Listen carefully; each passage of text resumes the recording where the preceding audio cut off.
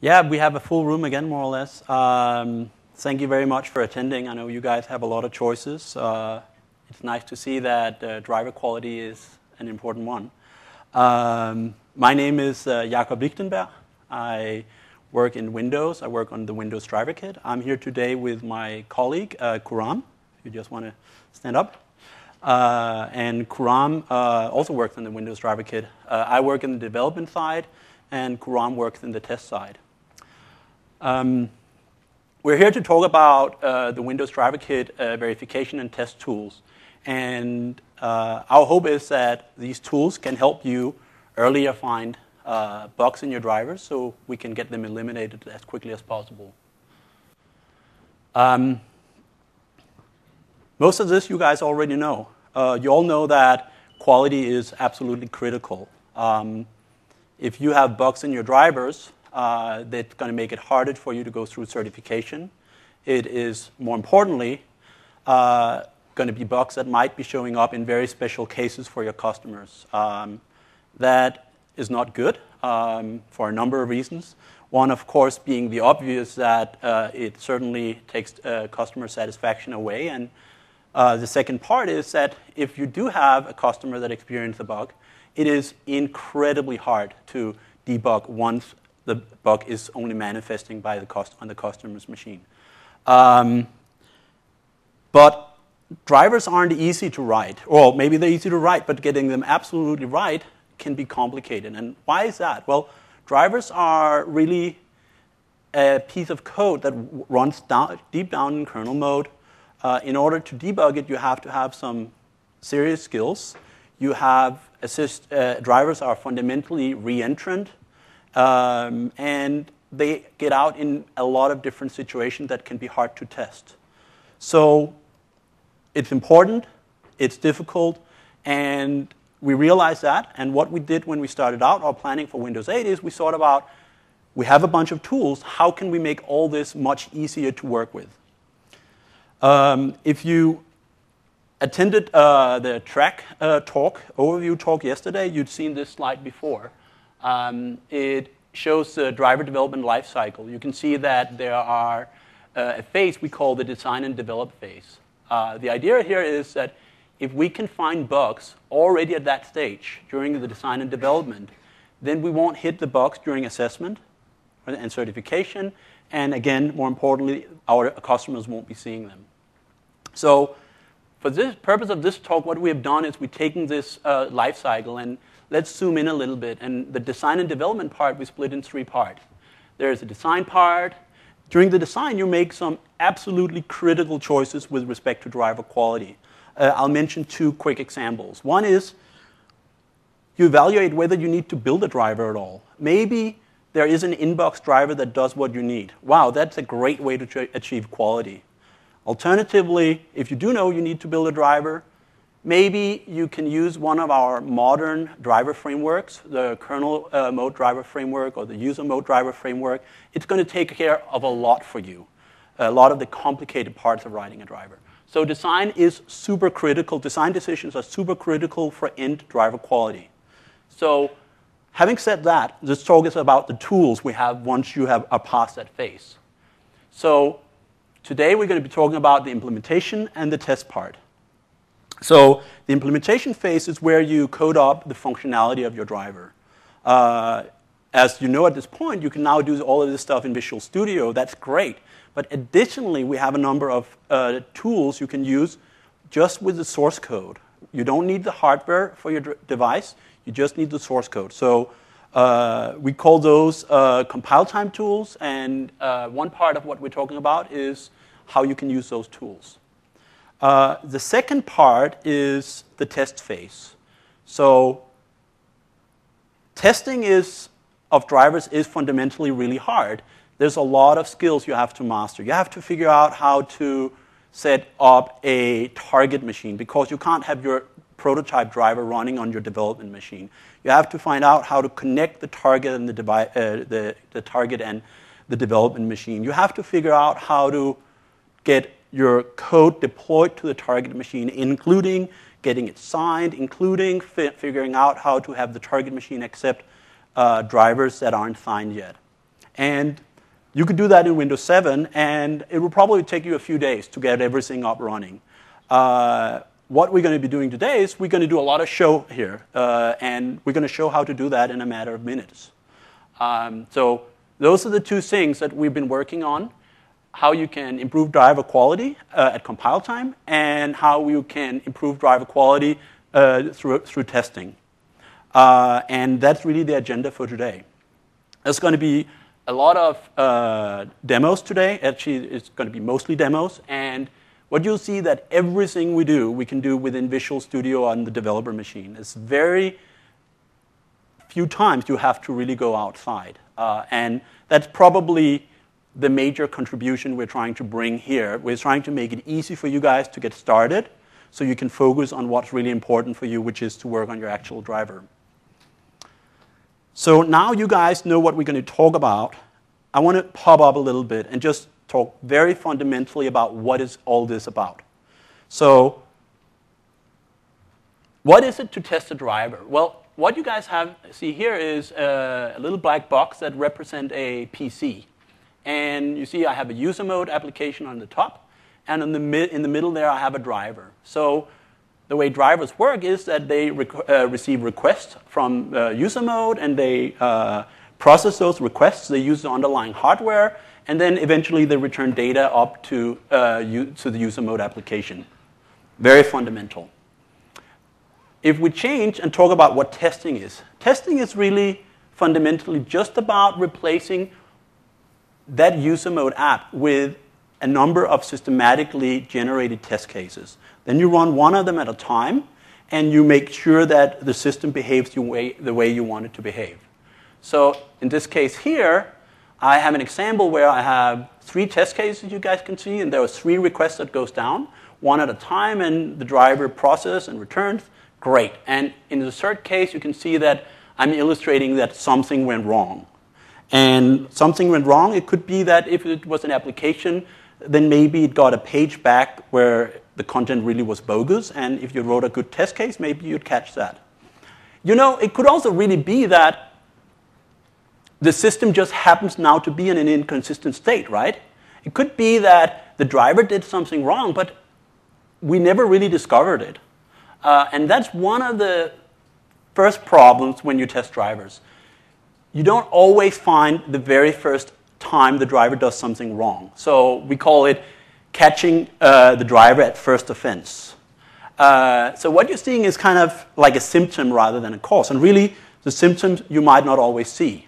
We're lucky if we see the symptom. We're not so lucky if the system just seems to be working right. And then out on your customer's machine, things might go wrong. So the first thing we do is that Microsoft provides a bunch of rules. And those rules we can wrap your driver with. So those are rules that run in kernel mode, and they can be fundamentally anything we want to check. So what we can do is we can check that whenever these requests goes down, then we can check that when the driver calls into the hardware, we can check, oh, it's doing it the right way. And when the driver then returns a request up to user mode, we can check, wow, this request is being returned in a proper manner. Great. So this didn't take any bugs away, or didn't really necessarily find that many more bugs. There's a chance because we measure just in the driver, so we can stop first time we see anything wrong. But another really good advantage of this is we stop the moment anything goes wrong. So that means we're now able to break directly into a debugger. And from that debugger, you will actually be right where this little bug I put on the slide is. You'll be halted at right at that point. So this is awesome, right? Before you might have seen something, now you stop the first time your driver does anything wrong. So the tool we have around that, we've had for many releases, it's called Driver Verifier, or I'll refer to as Runtime Driver Verifier to avoid any misunderstanding here. That's great. However, it's still testing. So whenever you test, how many test cases do you need? I had 3 test cases that found one issue. Awesome. Should I write 10 to be done? Should I write 100, 1,000? When am I done? And the reason why nobody really can answer that question is because it depends. What scenarios can your driver be loaded in? What are the possible scenarios of usage? And what I didn't put on this drawing here is, I didn't put but many of you in the room know, is that there are really much more than one driver in that stack. There's a whole driver stack. There are drivers above, there are drivers beneath, and what you want to make sure is that no matter what combination you end up in, it's going to work okay. So what we have as an attempt at helping here is what we call static verification. So you might have noticed that my black box changed to gray, and that's to symbolize that now we're changing completely. Before we were executing code on the target machine. Now I'm talking about static verification. This is a process that works directly on your source code. It's being run on the development machine with two different tools we have. And wouldn't it be just wonderful if we were able to come up with a way to magically express all possible test cases in the whole world and then simulate that? We have an attempt of that, and we call that our verification harness. And the red kind of indicates what we provide here from Microsoft. So this is something we provide for you guys. And it's a general way of expressing all the possible situations that your driver can be called in.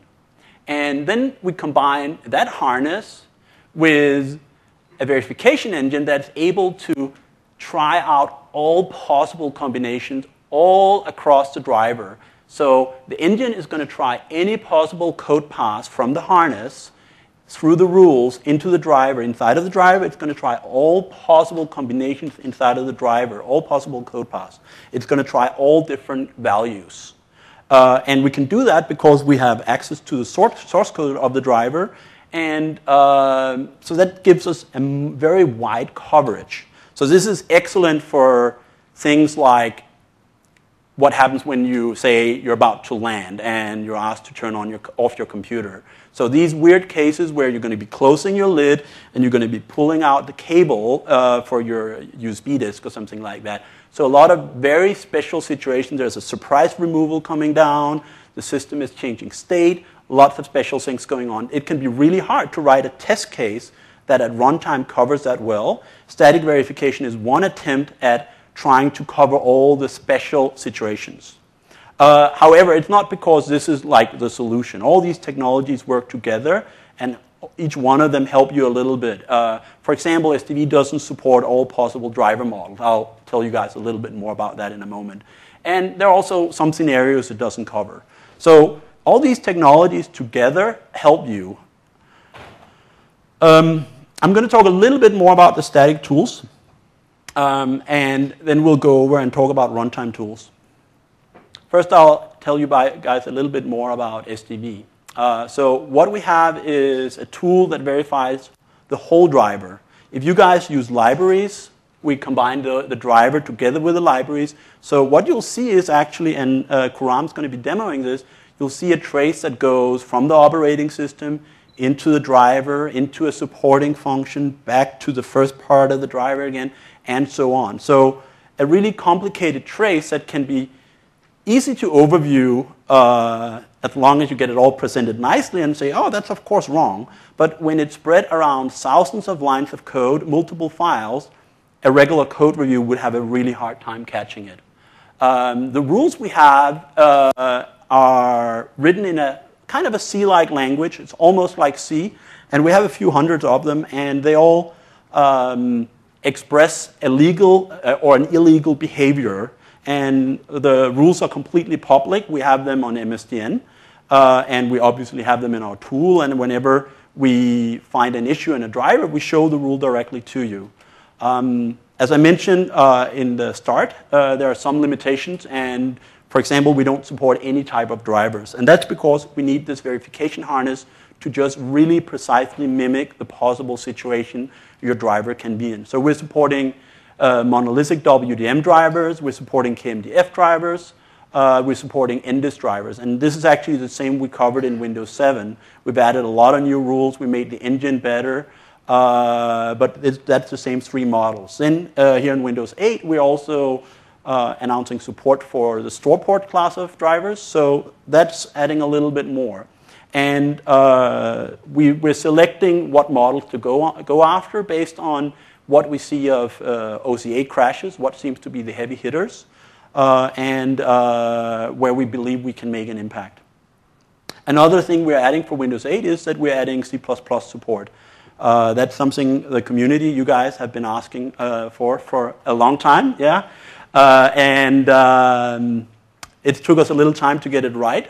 We think it works okay. There are some limitations around virtual functions and virtual inheritance, but fundamentally, we should be able to cover a big group of drivers here, and we're actually really looking forward to get feedback on how that works.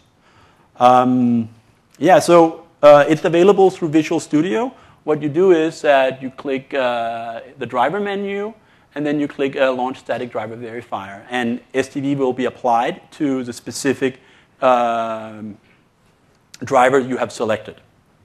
So that's SDV.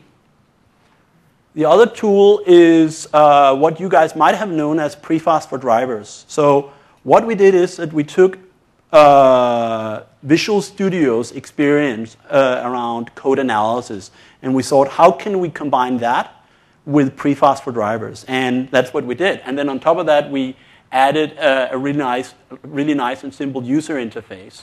So where SDV verifies your whole driver, code analysis looks at one function at a time and analyze that. And I won't be talking a lot about it today because we have a whole session to cover it tomorrow. What I should mention is that you have you can invoke it directly from the build menu, because effectively code analysis is kind of like a super version of build. And what you then get is you get the pane you see to the left on the screen here, where you can look at individual defects. It's very easy to overview. Now, let me just pop up and talk about the tools on a high level. Both of them is applied directly to a source code, right? And they supplement each other.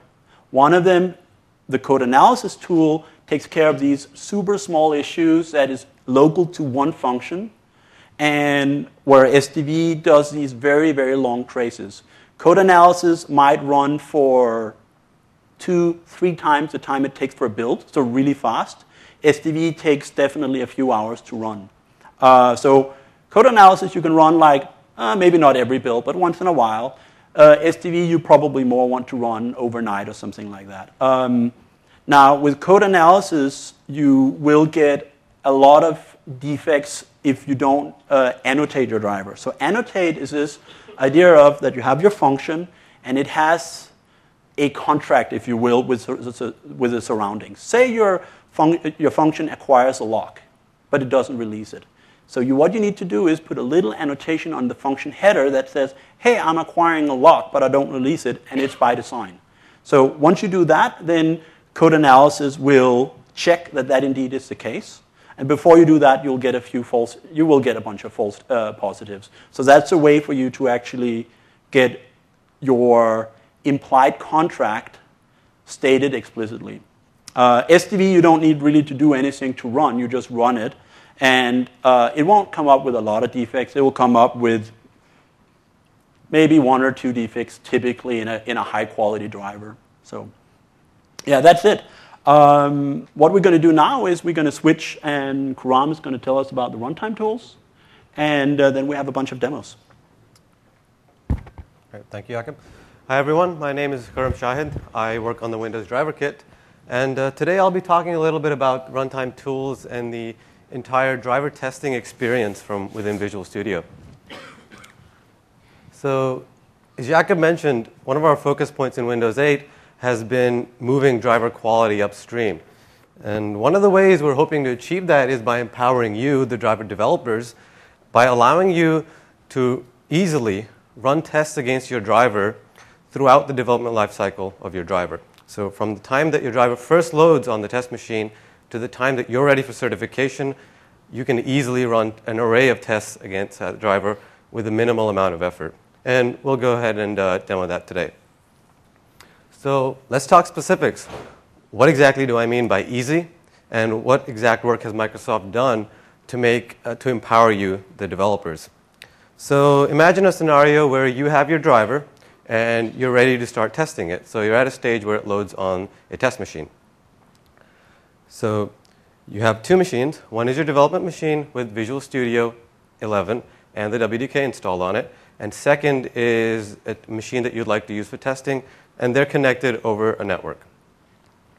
So with just a few clicks in Visual Studio 11, you'll be able to point Visual Studio to that remote machine over the network, and Visual Studio will automatically go and provision that machine and apply whatever settings are necessary so that that machine is ready to start communicating with your development machine and ready to accept the driver and run tests on that driver. Now, at this point, you have your driver ready, so you'll want to build your driver. You'll want to gather up all the associated files, for example, the INF file. You'll want to create the catalog, sign the catalog. You'll want to deploy that package to the remote machine.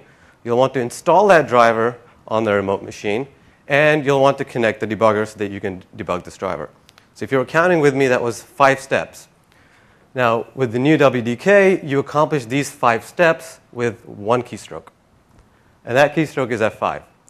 As soon as you press F5, you build your driver, you build the package, you deploy the package, you install the driver, and you connect the debugger over the network to your test machine. So that is how easy we've tried to make it. So at this point, you've gone through a few clicks in Visual Studio. You've provisioned that machine as a one-time step. You've pressed F5, and now you're ready to run tests. So now the question is, how easy is it to run tests on your driver that's now installed on the test machine?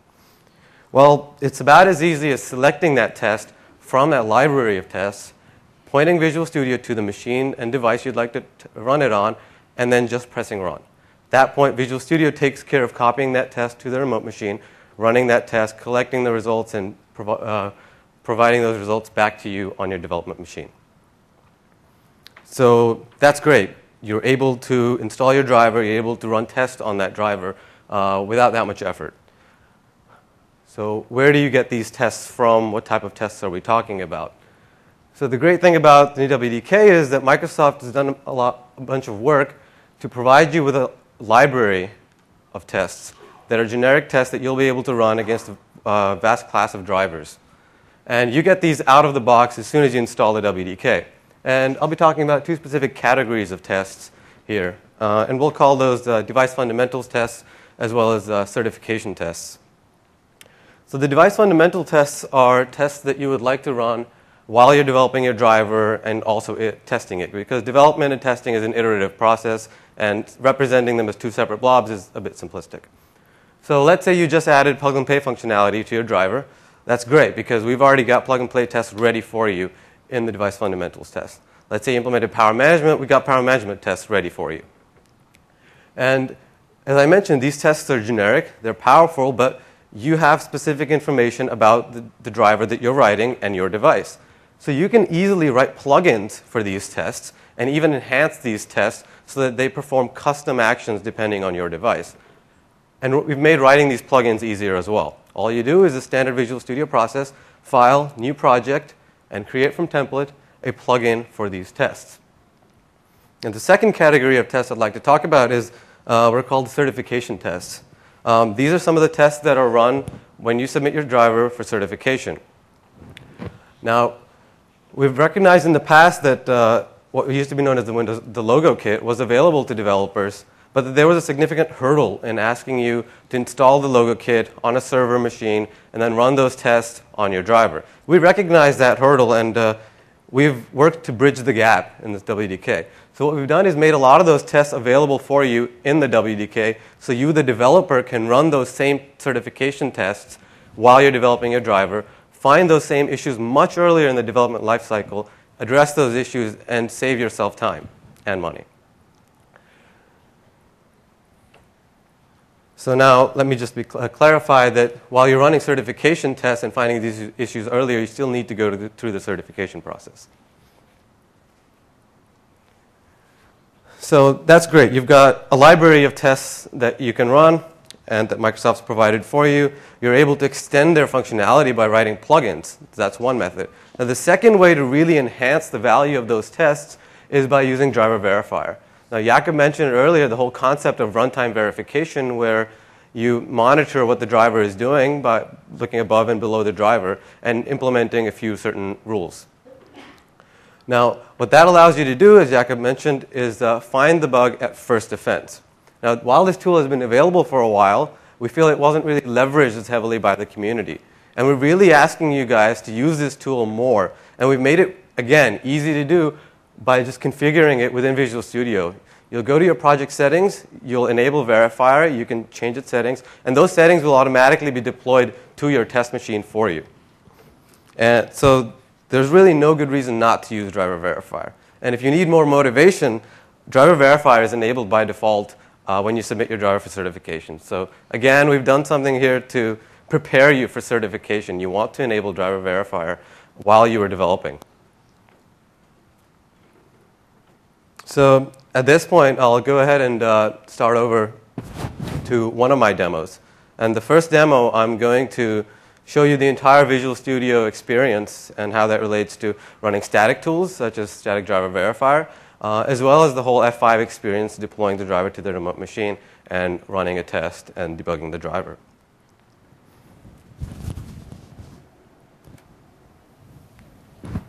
So I'll leave the far screen with the demo slide, and I'll switch over here to Visual Studio. So to give you context, what you're looking at right now is Visual Studio 11 with the WDK package installed.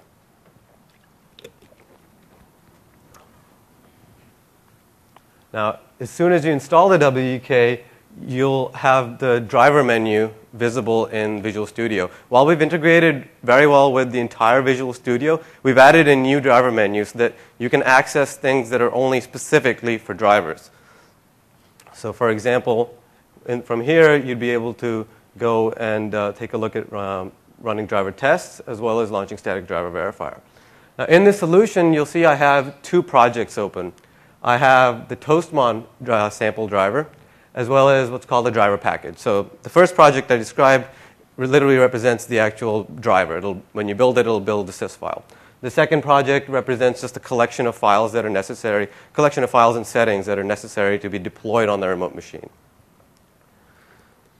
So while we're looking at the driver menu, one thing I should point out is what we've tried to do is make all these tools that were previously available, such as driver verifier and static driver verifier, we've made them a lot easier to discover within Visual Studio and a lot easier to use. So let's go ahead and launch static driver verifier. It appeared on the other window. And here you're looking at the interface for static driver verifier. And let's say you want to run it on the currently selected Toastmon driver.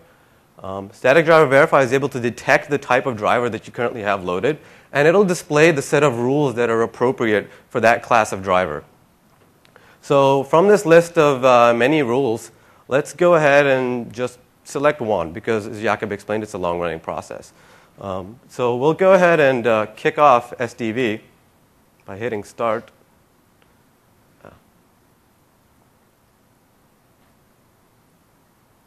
And it'll notify you that it's a long-running process, so you might want to go grab a cup of coffee and then come back and take a look at the results. So we'll do exactly that. We'll let that run in the background and come back to it in a moment. So what I'm going to do now is go over the experience of deploying the driver to the remote machine.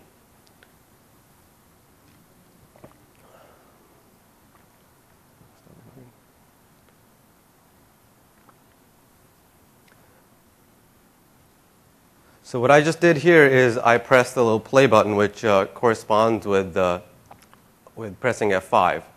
And what this will do is it will build the driver project, and then it will build the package project. Once that is done, it will deploy that package project to the test machine, which I have set up here, and we'll switch to in a moment.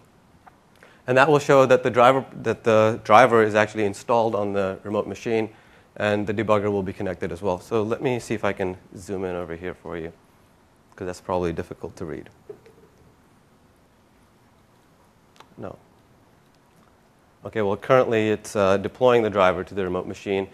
In that process, it's going to gather the kernel debugger settings on that remote machine. It's going to validate that those settings match what you've specified within the IDE as well. And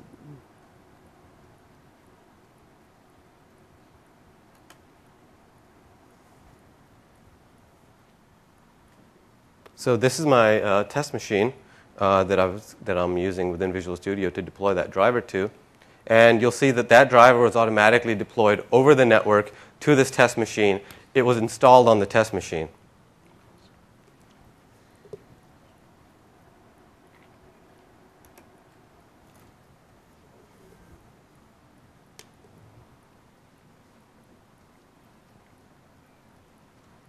And while I was switching to the remote machine, the debugger was actually automatically connected to that remote machine as well. So at this point, by pressing F5, you built the driver, you've packaged it, deployed it to the remote machine, installed the driver, and also connected the debugger to that remote machine. And in this demo, I'm actually doing remote kernel network debugging. So everything you see here is over the network. There are no physical cables between these two machines.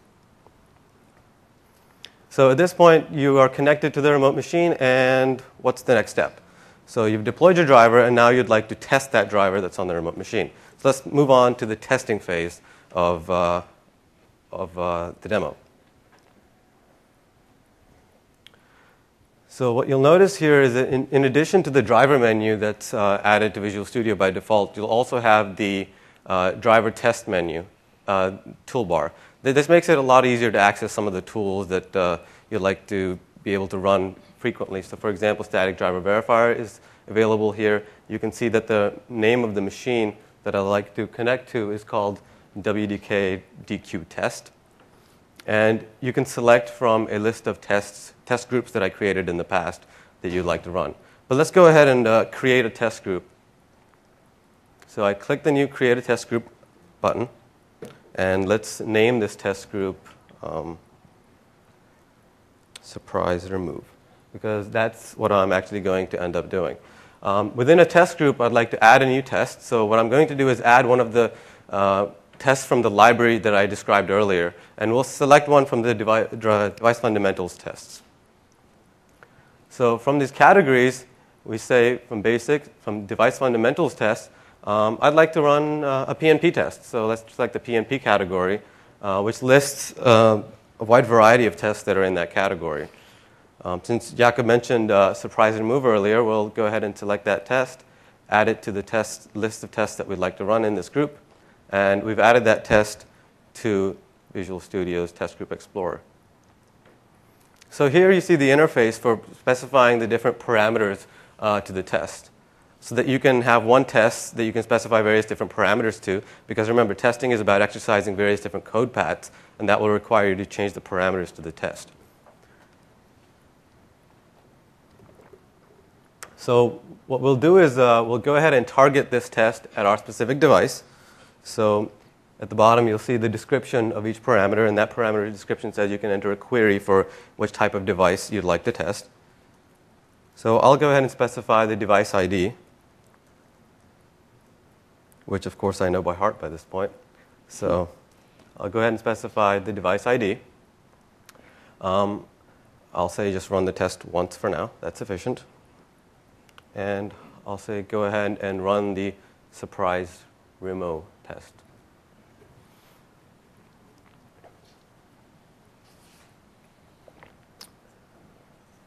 So what's being taken care of for you at this point is copying that test and any of its dependencies over to the remote machine and running it.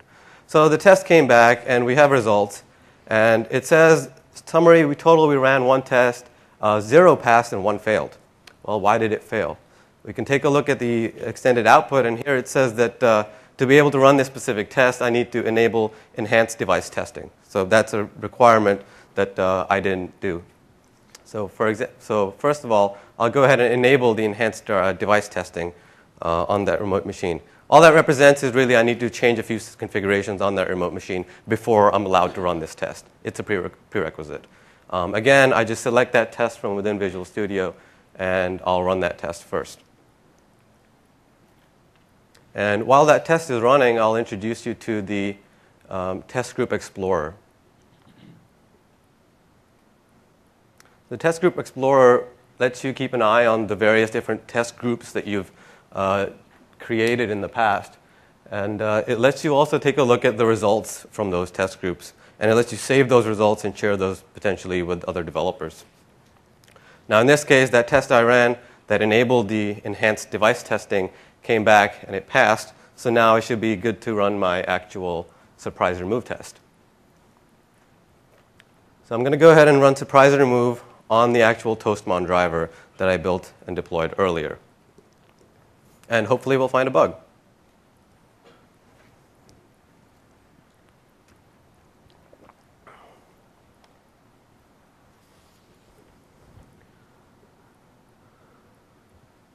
Now, while that's running, I'm also going to take the opportunity to, okay, maybe not because it's finished that quickly. Okay. So in this case, the test also passed.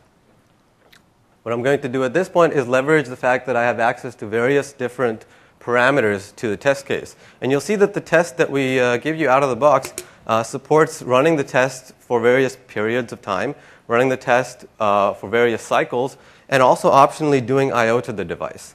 I mean, the I/O has nothing to do with surprise remove, but sure, we'll go ahead and toggle that parameter just to exercise a different code path in our driver. So at this point, I changed the do simple I/O to true. What that will do is it will send I/O to the driver, then it will surprise remove the driver.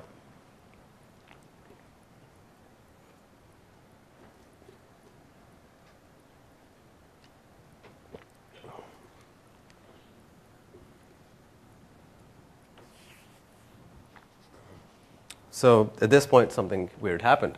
You see that Visual Studio switched context, and now it's pointing at the toastmon.seek file. And what you're seeing here is that the debugger has broken into the actual binary, into the remote machine, and is showing the associated code in our binary. And you can see the exact line of code that we just executed. So the last statement we executed was ps get version. And we did this while we're completing the queued ERPs from a list. So what I'd like to demonstrate at this point is something happened. There was a crash. The debugger broke into it. And how do you go and investigate what the actual issue was? So the quickest way to do that would be to say bang analyze.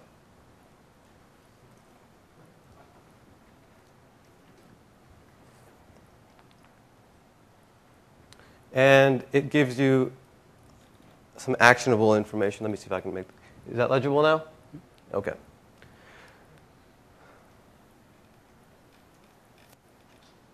All right, so what the debugger here is telling you is driver verifier detected that you violated a condition. Remember, we have driver verifier enabled on the remote machine, so it's performing checks right above and below your driver. So it's monitoring exactly what you do. And it's reporting that ps get version should only be called at Urkel passive level. And remember, the last line we executed was a call to ps get version, and that is where driver verifier trapped that call, saying that this is an error. Here it gives you a link to exactly which rule you violated. It gives you a link to the MSDN page, and you can go pull that up and read all about it. Or if you're actually offline and you don't have that information, as I am right now, the rule information is actually baked into the local installation as well. So you can enter the bang rule info command, and it'll print out in plain English exactly what you did wrong and why driver verifier trapped that. And of course, it's helpful enough to point you to the exact line of code because you have your private symbols. So that was a demonstration of how you can build your driver, deploy it to the remote machine, all using F5. You can run tests very easily just by selecting one from the library. You can change the various different parameters of the test, and you can exercise different code paths in your driver. And if you hit an issue and you have driver verifier enabled, it'll automatically stop at the exact line that you executed where you had the issue. So now let's switch back for a moment to the actual presentation.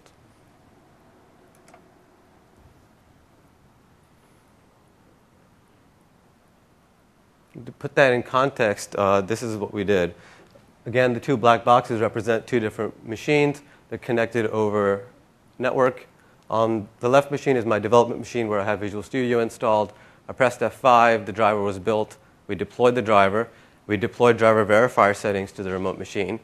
We deployed the driver test case binaries and collateral as well. We ran the tests. We found an issue.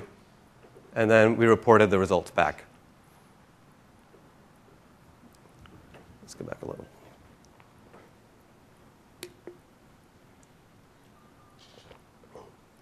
Okay. So what exactly was the issue that we hit? The issue was that the I/O manager, and why did we not hit it when we only exercised the driver without doing I/O? When we did surprise remove without I/O, why did that not fail? The exact issue in the driver was that the I/O manager calls the driver's dispatch read function, and that function marks it as pending. And inserts it into a queue saying, I'll come back to this request and I'll complete it later. And control returns back to the I/O manager. Now, at that point, the user surprise removes the device. This is what we did by exercising our test. We called the Toastman dispatch PNP callback, which calls the Toastman driver cancel queued read ERPs. So we have a request that's queued at the moment, but the device is being removed, so you can't service it, so you cancel that request. Now, in order to cancel it, you require the cancellation lock, which raises the Urkel level from passive to dispatch. And at that point, the driver goes ahead and calls PS get version. And because the Urkel has been elevated and is running at dispatch level, that was the actual defect that we hit at runtime.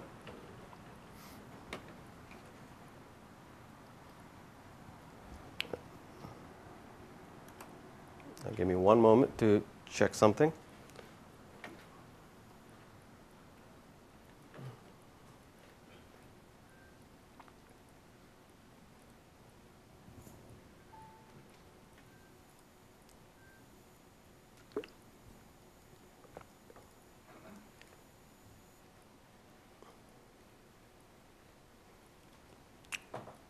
So I have to restart static driver verifier because I apparently hit cancel after I hit start. So I need to rerun that. The intent here in this demo is that using static driver verifier, although we'll be able to avoid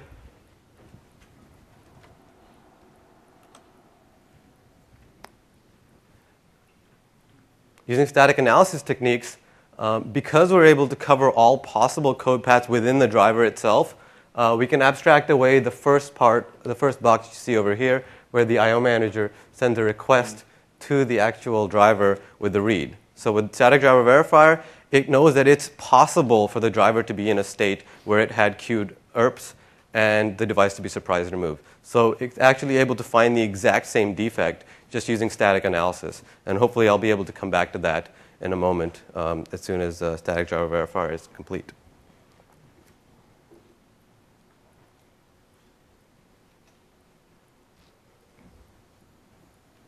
Let's check back.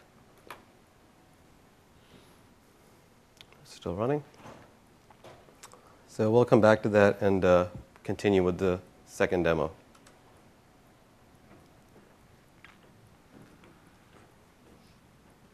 So that's great. At this point, you're able to run the tests that Microsoft has provided for you and optionally write a plugin for these tests to enhance them and further enhance them by enabling driver verifier. Now, you might say, well, I have a very specific device that Microsoft has absolutely no information about, so how could you possibly write a test case that exercises that functionality for me? So to allow that scenario, what we've done is enabled you to write the same tests from within Visual Studio. So you'll be able to start from within Visual Studio, go to File, New Template, and create a new driver test. And this test will be a first-class citizen as well. When you build this test, it will also appear in the same library of tests, and then you'll be able to select that test and run that test. Now, even if the pre-canned tests that we do provide in our library do exercise your device, this is still a valuable tool because this allows you to write tests as you write your driver. So if you've added some specific functionality, you immediately go and write the associated tests so that you have coverage for that aspect, that code path.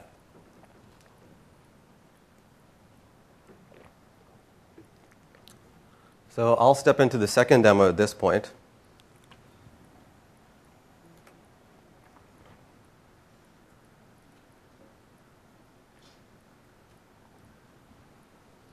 You know what? I'll change my mind. SDB decided it was done, so I'll go ahead and step back into the first demo and show you the result of the output from the static driver verifier. So here what you're looking at is the defect viewer for static driver verifier. It'll walk you through the various code paths. View larger. I think that's somewhat legible. There we go. So the red lines here, what you're looking at in the right-hand pane is your actual driver source code. What you're looking at on the left-hand side is essentially a stack trace. It's a view of what your driver did over time. So it allows you to go back and forth in time and see what statements your driver executed. And that's represented by the red lines in the pane on the right. So the red lines are the lines that were actually executed by your driver. And you'll see that the dispatch PNP callback was called for the driver, at which point it eventually calls the toaster driver cancel queued read ERPs because the device has been removed. It needs to complete those requests or cancel those requests. And you'll see that it acquires a spin lock. It does not go through the code path that releases the spin lock, but instead it ends up calling psget version. And at that point, that is the issue that you've hit.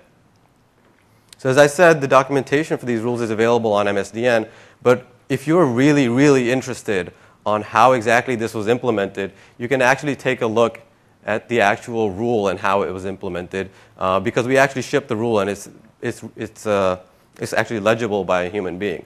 So you can further go and take a look at the description of what the rule is enforcing, and you can go and take a look at the actual implementation for what other cases there might be that this rule checks for, so that you can go ahead and validate that your driver passes those cases as well. So that was a demonstration how we've done work to allow you to catch the same defects with static analysis and static verification as well as runtime verification. And so I specifically picked an example where you could find the defect in both ways, but there are definitely scenarios where one tool is definitely more powerful than the other, especially in scenarios that are easier or more difficult to reproduce. So going back to our demo over here, which says we're going to demo writing functional driver tests in the WDK. So imagine I'm a driver developer, and I have this new device. It's the OSR FX2 USB device that you're all probably very familiar with. Now, I have just written my driver for it, and now I would like to write some tests. So say I want to write a test that changes the LED display value on this device. How do you start off? So as I mentioned, in Visual Studio, you simply go to File, New, Project, and you'll be presented with a set of different projects for the Windows driver kit. Here, alongside the actual driver templates, you'll see that there's an area of driver test templates. This is the plugin that I mentioned earlier, the plugin you can write to enhance existing tests. But we'll go ahead and write a brand new test in C++. Now, at this point, you're presented with an array of different type of tests that you'd like to write. Well, today we'll go ahead and just write a functional ioctl test. So what this test will do is it'll just send down a couple of ioctls to your actual driver.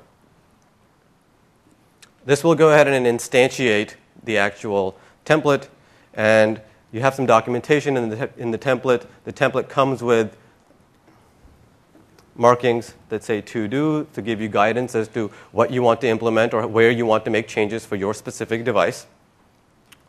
And we're going to make 3 specific changes to this template.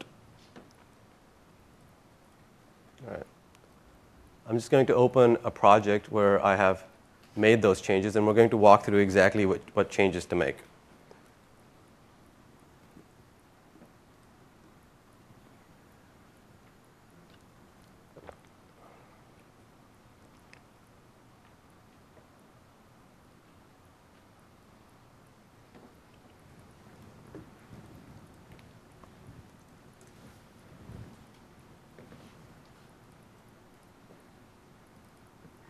Okay. So as I mentioned, we're going to make 3 specific changes to be able to run this test on our device. Number 1, we want to be able to change the LED, the 7-segment display value. So we want a way to be able to specify that to the test. So we need to create a new test parameter. Number 2, we want to be able to target our specific device. So we need to actually open our device. And number 3, we want to send that actual request to the device.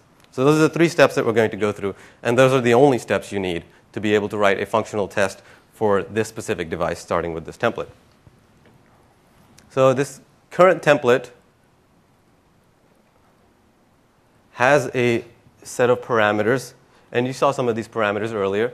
For example, the whether you want to, which device you would like to actually target.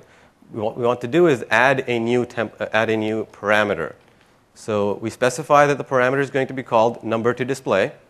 We add a description of the actual parameter, and we specify a default value as well for the parameter. So by default, the LED should say 0 if the user doesn't specify a parameter. So that was step 1. That was easy enough. Step 2, we actually look at the actual code we'd like to implement.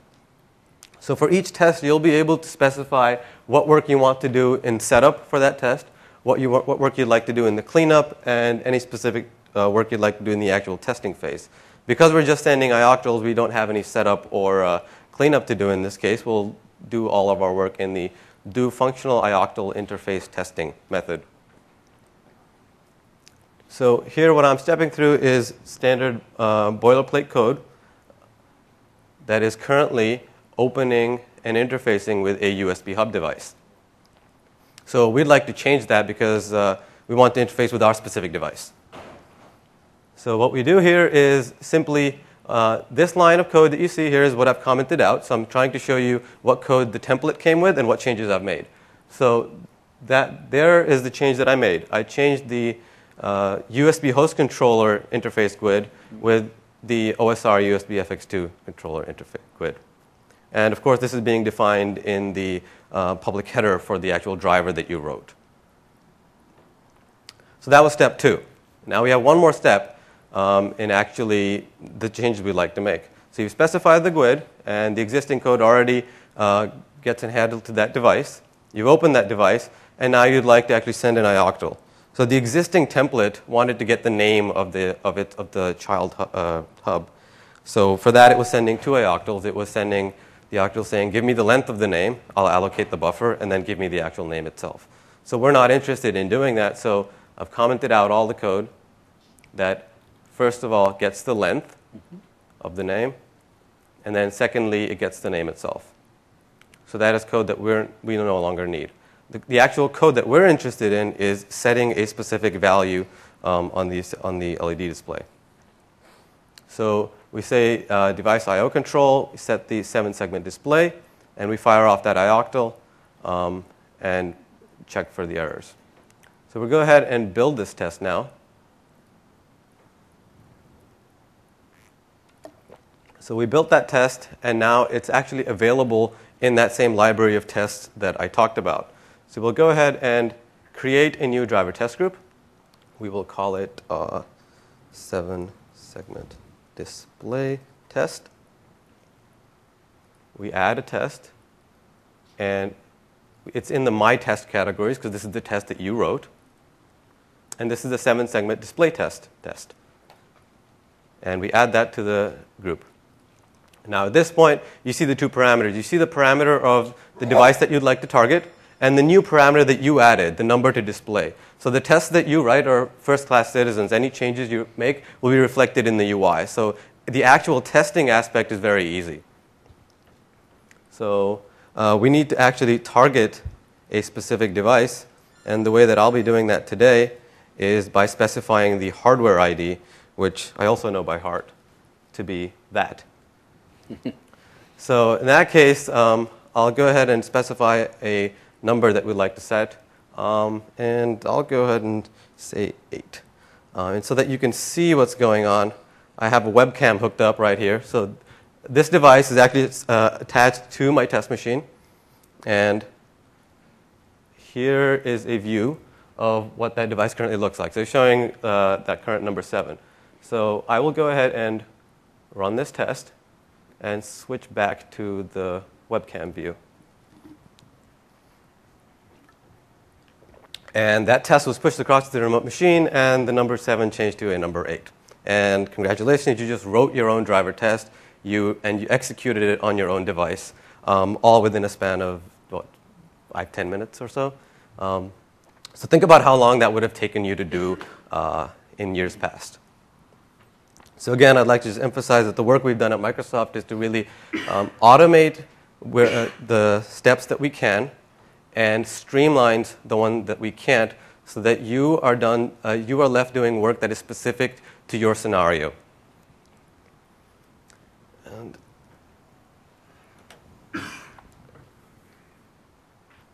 And at this point, I will hand back to Jakob to do some review. Thanks, Khurram. Thank you. They all worked. It did. We spent a lot of time putting a lot of hardware together. As you can see, Khurram has this little box with bunches of hardware. We have 4 different computers running up here, so there's always room for things going a little sideways, so it's good it didn't. What we've left to do now is just a few minutes of review. First part is our compile time tools. We showed you how you can use a static driver verifier to find defects in your driver. Tomorrow there's a session on how you can use code analysis. Great. There was one thing I forgot to mention earlier when we talked about SDV, and so while I didn't talk about it before, let me just take a minute and talk about that. What we do for both our static tools, static driver verifier and code analysis, is that we're starting to tie them into the certification process. So the tools are available on your development platform. So you're just going to run them as you always do, and you only run them if they apply to your scenario, and they're going to create logs. And what we ask you to do is that those logs are being sent with the driver over to the certification phase. We don't really ask you necessarily to fix every single bug. We simply ask that you try to run the tool. And we had a session yesterday on when this applies, and it applies for certain Windows Server certification tests. And so there's much more to learn about there. And again, let me emphasize, we're just trying to make you guys try to run it. As long as you take a quick look, it's great. You have some logs, you send them with us, and that's all. The second part that Khurram also showed you is how we can use the Windows Driver Kit to run deploy drivers, deploy tests, run tests, and we can do it all in a matter of minutes, what before probably took days. So those are the 2 takeaways. And if we go back to our introductory slide on the whole driver development lifecycle, you guys can see that we have provided some tools you can use during implementation phase. We provided some tools and some tests that you can use during test phase. We have actually taken a lot of the tests that you before would end up running during certification, and they're directly available as tests.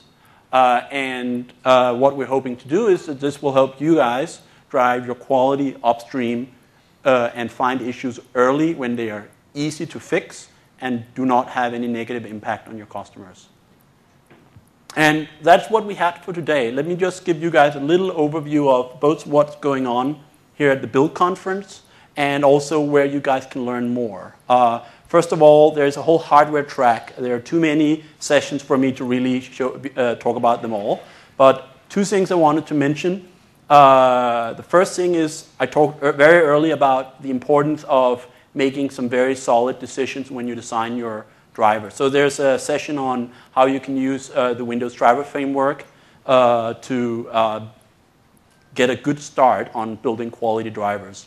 And so that's what I'd recommend. The talk was actually this morning, so for those that missed it, we'll have to watch it on video. Then actually right after this talk, in this same room, there is a talk about how you can do driver debugging. You saw Khurram just show the debugger, and you saw him run Bang Analyze. There's much more to learn, of course, and so there's a session in this room later today. And then tomorrow morning at 9 o'clock, there is a whole session on how code analysis work, and it'll tell you how you use the tool, how you add annotations, and so on. To the right, you see a number of references to web pages where we provide documentation. There's about verification, and there's about testing. What we'd like to encourage you to do while you're still here at Build is to check in with us on the following things here. We have, at 4 o'clock today, we have a chalk talk that really summarizes up a lot of the different sessions we've had regarding hardware. Yeah, they'll be in this room too, and we'll all probably be present, available to answer any questions. And then we have in the expo hall 2 different things going on. We have a booth called Windows Hardware Engineering Tools. There is both an area where you can learn about certification, and then there's an area where you can learn about the actual driver kit and all the stuff that Khurram and I talked about today. And we also have a hands-on lab, and that hands-on lab actually goes through pretty much what we showed you today. So you can actually just drop by the booth and we'll walk you over and get you started, and we'll probably also have people over by the lab itself. And then there's a contact alias, and feel free to shoot us any questions. We'll be keeping an eye on that alias both while we're here and definitely the weeks here after Build. So that's what we have. I think we have just a few minutes for questions, and then we'll wrap up and hopefully see you at the Chalk Talk this afternoon.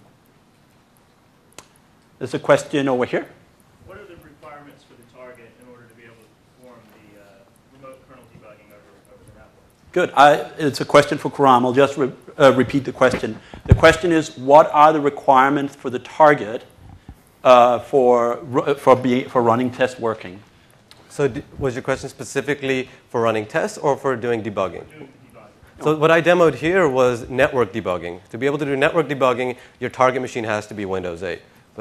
But if you want to do it, debugging over FireWire, over Serial, that's all supported from within the Visual Studio IDE, and your target machine could be Win 7 or whatever else you prefer. If I never had to break out an extra cable again, that would not. Exactly. So that's why I specifically went through this demo. It's all over the network, no cables between the 2 machines. Yes? Do you need to configure something for the remote debugging, or to do it from clean system? You have a clean system. You go to Visual Studio, you point it to the machine, you press configure, and that's done for you. Does it need to be on the same domain or something? At the moment, yeah, domain to domain works, or they can be also on the same work group. That's also fine. As long as your machines are able to see each other and communicate. You do one little thing on the target machine. You enable what's called file and printer sharing, and that allows us to communicate with it. That, of course, we have to have one way to get in.